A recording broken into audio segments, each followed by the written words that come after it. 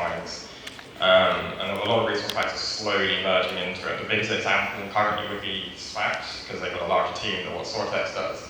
But we're slowly engaging with our community to see what types of 3D models you guys want.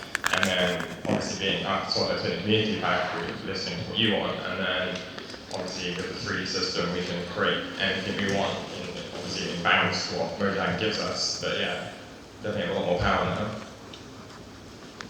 Thank you for your question. This is for all of you. How long does it take to update a mod after an official Mojang release? See, I think Betsy has the most modding experience up here. That really depends a lot on what the mod is and what the updates change.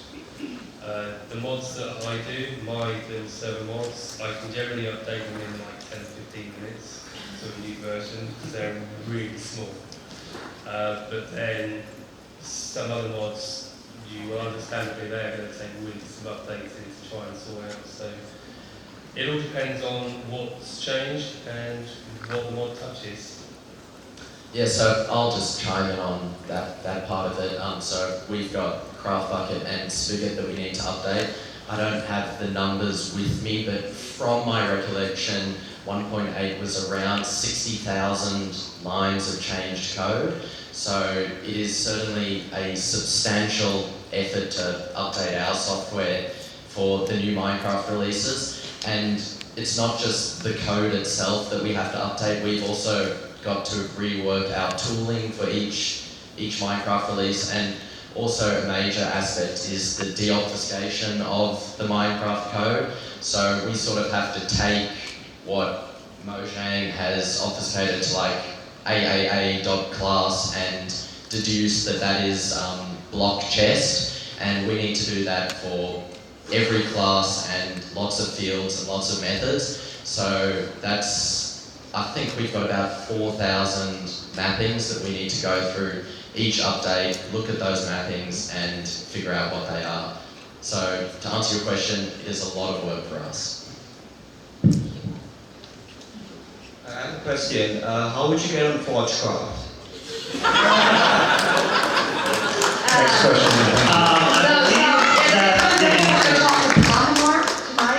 We're going to give him your name. Yeah. So, iTunes, everyone.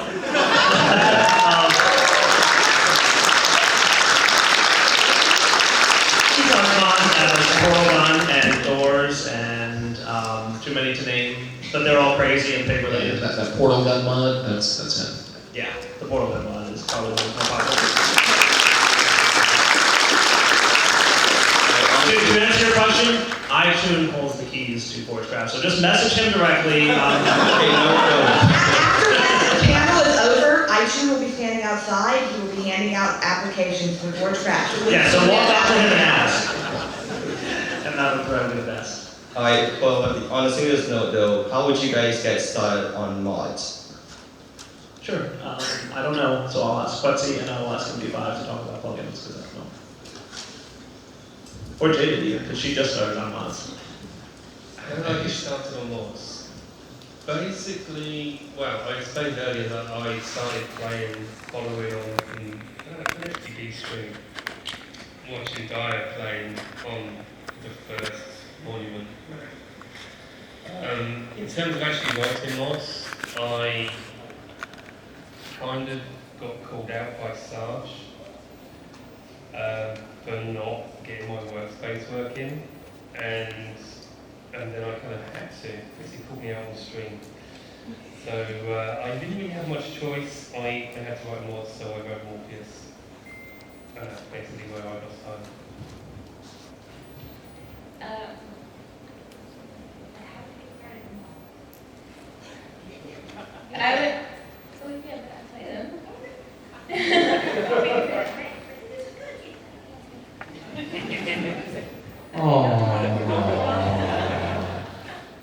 I would say don't do what I did and play one of Jaded's packs. Start one at a time. The sheep didn't kill you the first time. Yeah, I still have flashbacks. So I got started in mods in making them, playing them obviously was the thick question earlier. In making them, I got started because I had a lot of problems with MineTweaker on this latest Agrarian Skies, which wasn't MineTweaker's fault. It's just that what I needed to do was beyond what MineTweaker could do. And at that point, it became either I made my own mod or I gave up on what I was trying to do. So I just went, okay, fine, and made a mod. So I got started in plugin development shortly after I started playing Minecraft, and shortly after I started playing on this server, what actually happened is they had this plugin that allowed you to lock your chest so that no one else would be able to access your chest. But then as I was playing, I found this way that I could actually get around into other people's chests. So I took this plugin, it was open source, and I took a look at the code, and then I fixed this issue and submitted the changes to the developer, and that's how I got into creating plugins. Thank you. This question is more directed to the mod developers. With the new 1.7 and 1.8 features, like for example today they show dual wielding, and there are already mods that do that, how does it change those mods?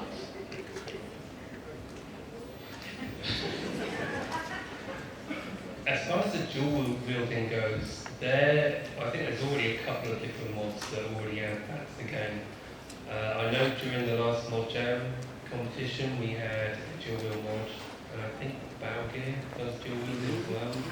So those kind of features, it will just mean that presumably, well, I guess if I don't work on those mods, it will be a bit easier for those mods to kind of integrate their other features into the dual wielding, because a lot of the code's there already. So I don't play a whole lot of mods that add custom content to the game, but just in terms of what I think will happen to these mods, either what will happen is everything that the mod developer imagined will be integrated into Minecraft, and the mod developer will give up development of those mods, or the alternative that will happen is that the mod developer will move on to other things in sort of the same way. So if you've got somebody that's coded dual wielding for Minecraft, then instead of focusing on dual wielding, he might work on another different PvP aspect, so maybe tweak bows or something like that. And an example of where I've sort of seen this happen before is before Minecraft added creative mode, there were some mods called Too Many Items, and I think there's Not Enough Items as well. And those mods were, you would think they were superseded by creative mode, but they've actually continued on, and I think they're still around to this day, albeit in slightly different forms. Yeah, when you have an aspect of a game that gets, or a mod that gets pulled into the game, it allows the mod to simplify a lot of times, and you'll see that too. Yep, I believe the pistons were originally a mod, correct? And the new 1.8 feature that allows blocks to move when they're attached to the slime blocks with pistons was a mod. So there have been actually current features of the game that were originally mods. And it really depends on what the mod was, right? Like pistons, I think was mostly just pistons. Ender chests, I think was a mod before it was added to the game originally. But ender chests have kind of morphed, and an ender chest mod has a slightly different feature set than the vanilla ender chest. So sometimes they adapt it and just become different, sometimes it just takes over. It really depends on the mod. Also, Jaded, earlier you said you were looking for a Star Wars pack. I happen to know of a pack called Dreamcraft, which basically does the whole Star Wars thing. So I would suggest looking at those mods. I will look that up. This is a question for Indeed 5. I was wondering how much dedicated WAM does a Bungie mod server need?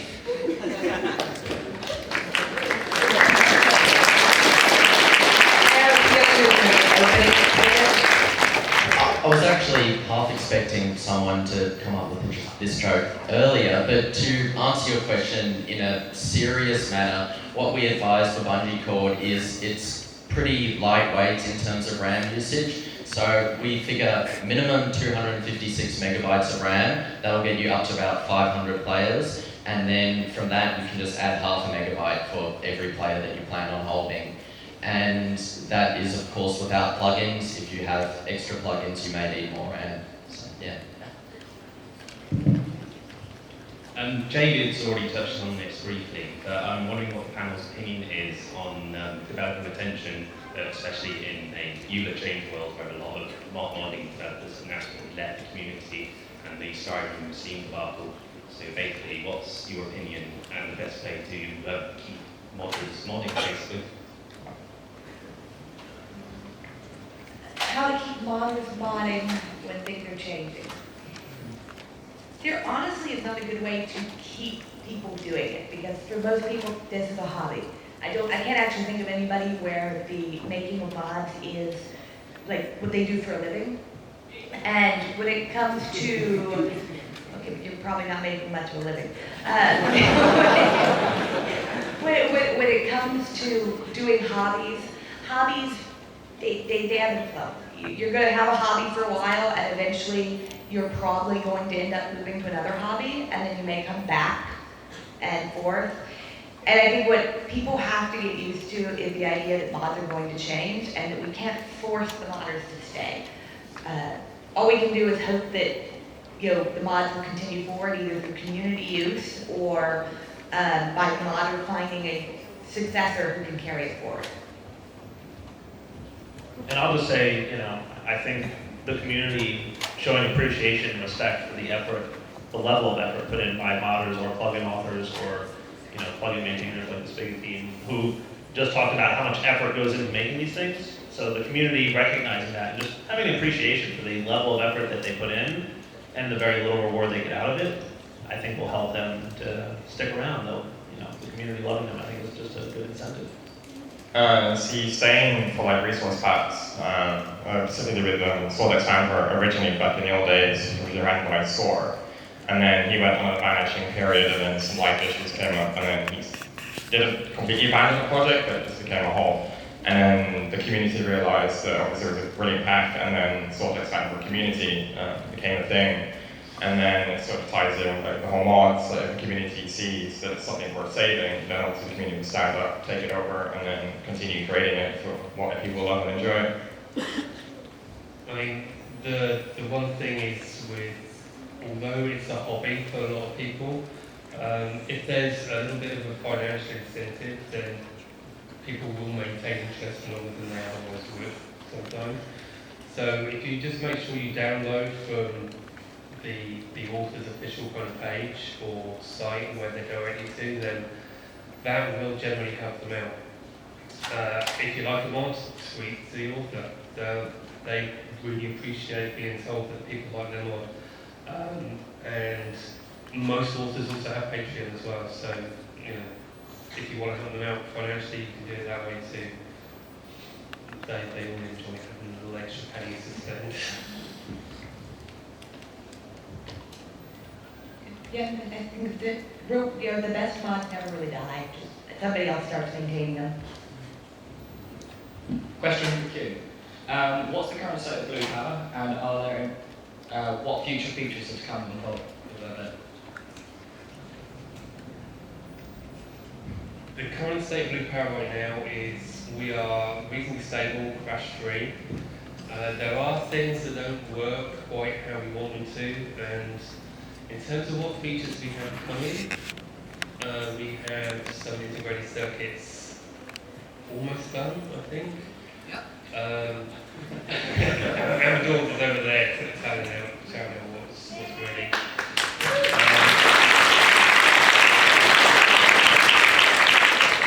We're hoping to do some kind of liquid crafting mechanic, a little bit like Tinker's Construct, but not quite like Tinker's Construct. And there's a big one. We've got rubber as well, planned. Power. I'm not sure whether we're going to do power, because we've been waiting for that for a year, and the dev that's working on that is a little bit slow. So hopefully power is coming. We've actually got some really good ideas with actually making it look a lot like the Tesla coil kind of lightning transfer kind of stuff, which Amazon's have done some measuring work on recently, so hopefully that will be coming soon as well. Thank you very much.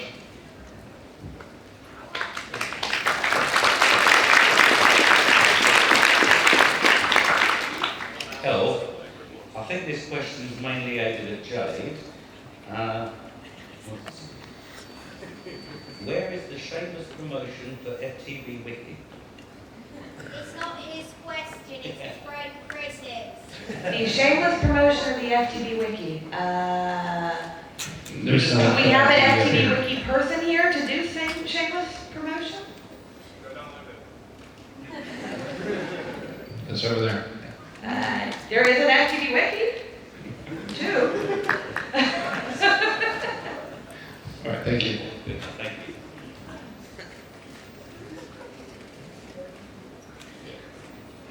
Can you get animals in Minecraft that you can like right click a block on to camouflage them? I want to say yes, but I can't remember the name of the mod. So do you want to camouflage as them? Like, do you want to look like the animal? Because there's a mod I for mean, that. like you can camouflage them in your room and take them and like turn into them as well. So the mod that lets you turn into them is Morph by iTunes.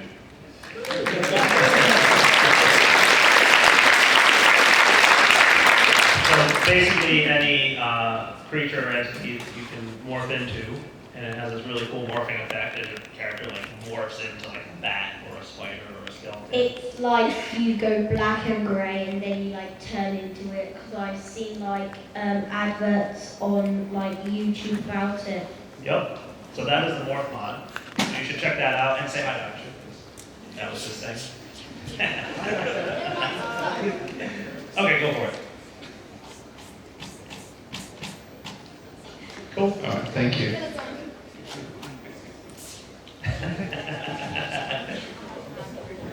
And I'd just like to add, morphing into a mob is the kind of thing that we can do from the server. There's plenty of plugins. I think one's called Disguisecraft, iDisguise, that sort of thing. So server plugins, they generally can't add custom content or blocks to the game, but they are very good and very creative at reusing what's already provided, and disguising into a different mob is one of those things.